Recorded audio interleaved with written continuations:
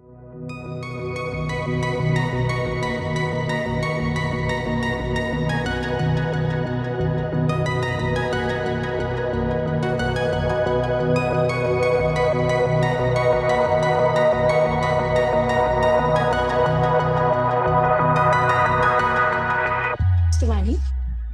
2 फरवरी 76 की पहली वाणी हम शिवांशी बहन आप शेयर करेंगे।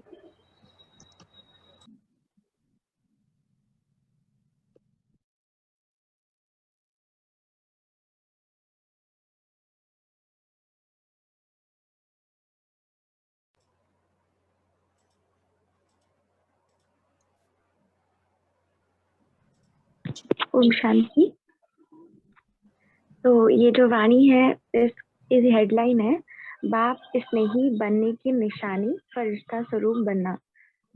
तो बाबा ने इसमें पहला ये प्रश्न पूछा है कि सदा अपना फ्यूचर सामने रहता है। तो फ्यूचर अर्थात जो भी हम भविष्य में बनेंगे, जो भी हम पद पाएंगे, तो क्या उसका भी हमें नशा रहता है? तो एक एग्जाम मतलब एक समझ सकते हैं, जब हम रेस करते हैं, रेसिंग होती है, तो वहाँ पे जो बच्चा तेज दौड़ता है तो वो कहते हैं कि तेज दौड़ने के लिए अगर हाई जंप देनी है तो एक कदम पीछे आना पड़ेगा। तो वही है कि जब हमें अगर फ्यूचर पद अच्छा पाना है तो हमें एक कदम पीछे अर्थात अभी ये संगम युग में आना पड़ेगा। और संगम युग में भी वो कौन से बाबा ने स्टेप बताए हैं कि पीछे कदम तो किया, लेकिन कैसे, वो क्या स्टेप्स होंगे। तो बाबा ने पहला बताया फरिश्तापन की स्थिति में स्थित रहना या फरिश्ता स्वरूप बनना, और दूसरा बाबा ने बताया कर्मातीत की स्टेज को प्राप्त करना। तो बाबा बताते हैं कि जैसे हम सोचते हैं कि महाराजा महारानी बनेंगे या जो भी बनेंगे, लेकिन बाबा कहते उससे पहले अपना भविष्य फरिश्तेपन का, कर्मातीत अवस्था का वो स्टेज सामने या फिर स्पष्ट रूप से दिखाई देती है। कई बार अगर आप लोगों ने भी सुना होगा, तो जब बाबा क्लास कराते थे तो सामने एक ट्रांसलाइट का चित्र होता था, लक्ष्मी नारायण और फिर विष्णु।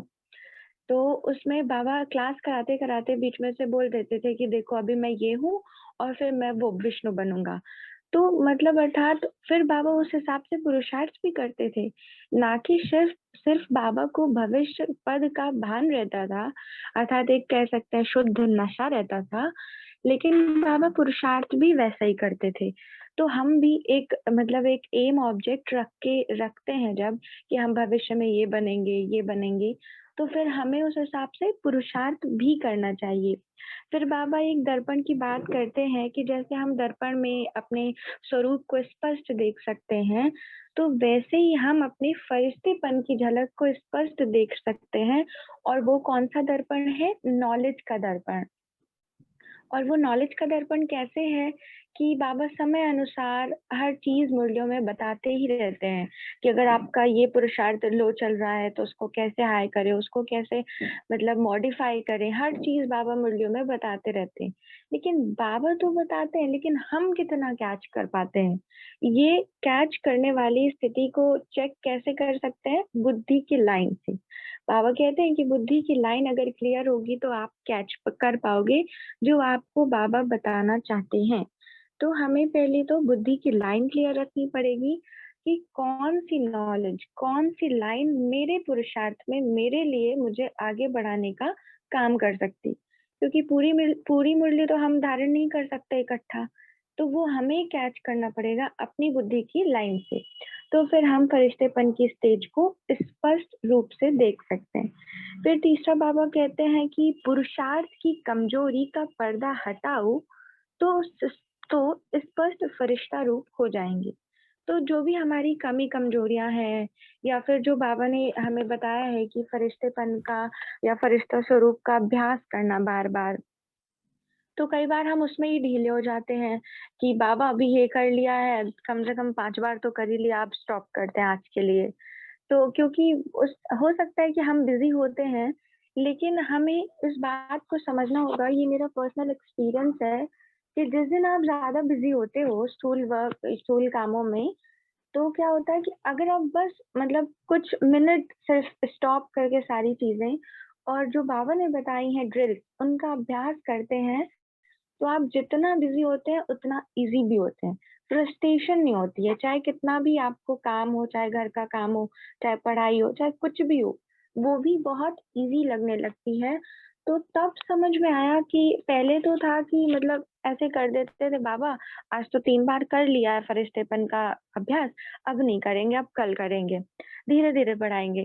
लेकिन फिर समझ में आया बाबा ने जो काउंटिंग्स बताई है 12 बार, तो फिर वो क्यों बाबा ने बताई है?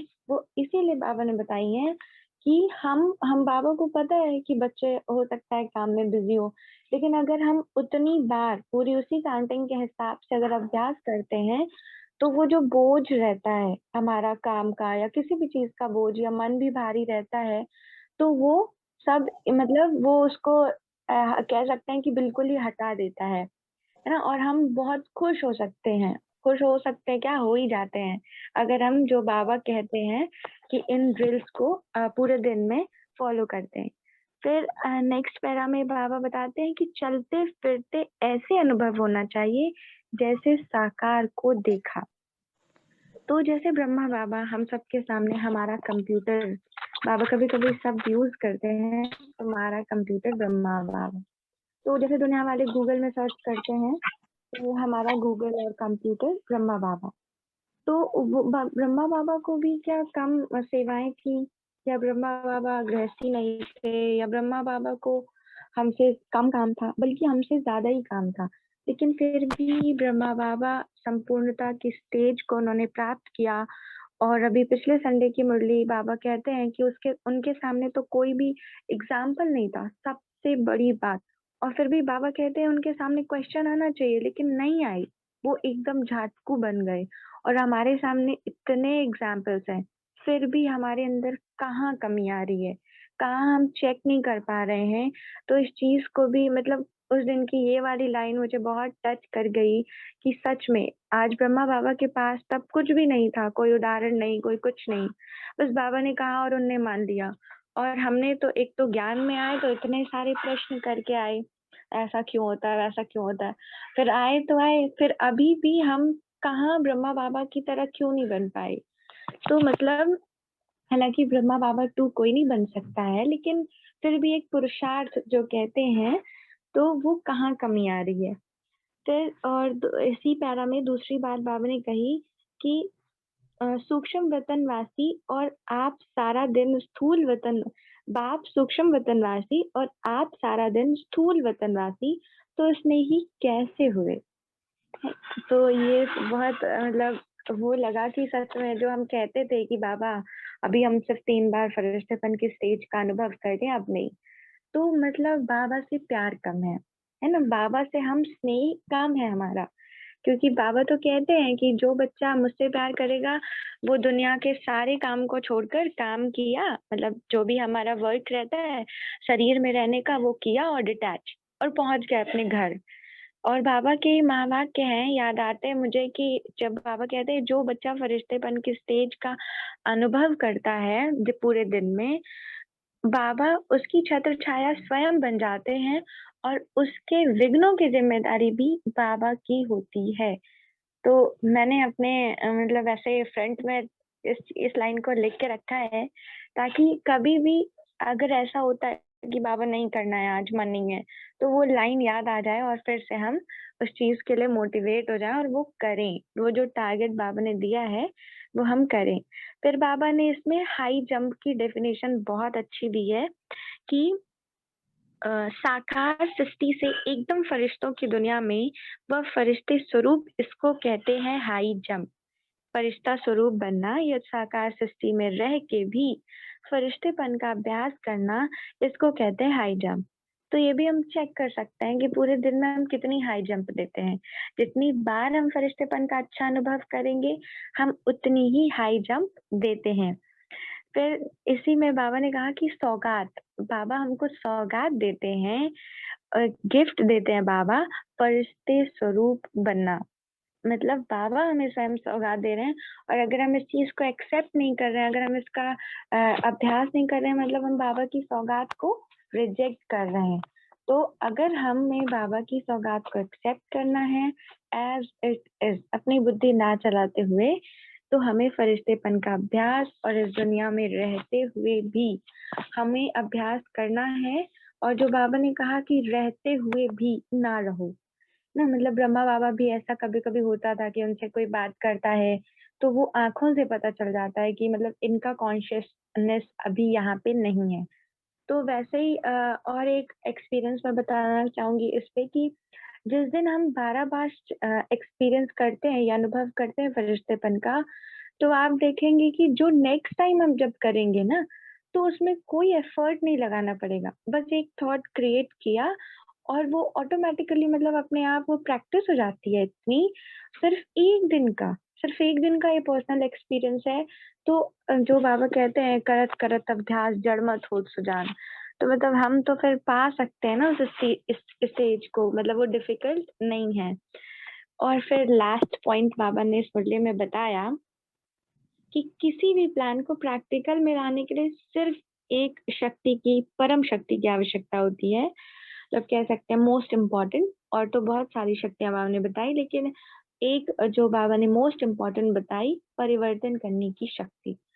तो चेंज तो अगर हम पहले देखें दुनिया वाले, या फिर हम देखें कि जब पहले ज्ञान नहीं मिला था, तो उससे तो बहुत धरती आसमान का अंतर दिखता है अभी। लेकिन अभी फिर भी अभी जो अंतर दिखता है उससे और अंतर करना है। अर्थात जो बाबा कहते हैं कि अभी और अच्छी स्टेज पर पहुंचना है। तो जैसे जब फर्स्ट डे हमें ज्ञान मिलता है कि आप शरीर नहीं, आप आत्मा हैं, तो उसी दिन से हमारा अभ्यास चालू हो जाता है कि अब मुझे खुद को सोल समझना है। बॉडी कॉन्शियसनेस को हटाकर अब मुझे सोल कॉन्शियसनेस में आना है। तो वहीं से हमारा परिवर्तन का ये सब चालू हो जाता है। और फिर आज सब कुछ छोड़ दिया, मतलब सब कुछ तो नहीं, लेकिन मतलब बाहर का भोजन छोड़ दिया, मतलब पिछले के कंपैरिजन में छोड़ दिया, मतलब परिवर्तन तो हुआ ना। तो बाबा कहते हैं अगर हम इसी परिवर्तन शक्ति को अपनाते रहेंगे, तो हम एक दिन कर्मातीत अवस्था, फरिश्तेपन का फरिश्ता स्वरूप, और ये जो बाबा ने स्टेजेस बताई इस मुरली में अभी, उसको हम बहुत इजीली पा सकते हैं। और जब हम इन्हें पा जाएंगे तो हमें भविष्य पद की चिंता करने की आवश्यकता नहीं होगी, ऐसा बाबा ने इस मुरली में भी कहा है। अच्छा, ओम शांति। थैंक यू शिवांशी बहन, आपने काफ़ी सारे कॉन्सेप्ट्स को जोड़ के पहली वाली मुरलियों से भी बहुत अच्छा एनालिसिस किया। आपको मम्मा की कौन सी विशेषता सबसे ज़्यादा इंस्पायर करती है?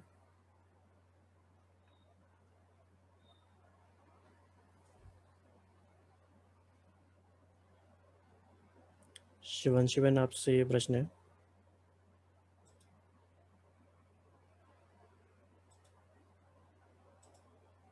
म्यूट कर सकते हो। जी, अनम्यूट नहीं हो रहा था भाई जी।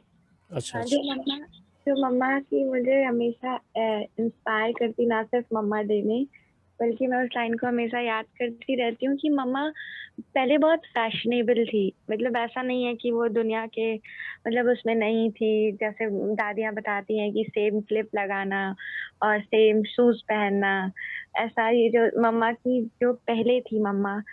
और 16 इयर्स, जब मम्मा सिर्फ 16 वर्ष की थी, तब मम्मा ज्ञान में आई और एकदम मतलब जिसे झाटकू कह सकते हैं, बाबा अमृतवाणियों में कहते हैं झाटकू का टाइटल, वो मम्मा ने बस मान लिया, मतलब मान लिया। और 16 जब मैं 16 की थी तब भी मुझे फर्स्ट टाइम ये ज्ञान मिला था। तो इसलिए मुझे ये लाइन सॉरी, तो इसलिए मम्मा की ये विशेषता मुझे बहुत अच्छी लगती है कि जब मम्मा करके गई, और मम्मा के जमाने में तो ना मोबाइल, ना इतना मतलब क्लासेस, और ना कोई मोटिवेट करने वाला, तो खुद ही खुद को मोटिवेट करना और खुद ही खुद आगे बढ़ जाना। पर आज तो हमारे सामने इतने सारे एग्जाम्पल्स और क्लासेस हैं कि कभी भी हमारा थोड़ा सा भी मूड इधर उधर होता है तो हम कोई अच्छी क्लास सुन लेते हैं, तो फिर से वो बूस्ट हो जाता है, एनर्जी आ जाती है। तो इसलिए ये विशेषता मम्मा की मुझे बहुत इंस्पायर की।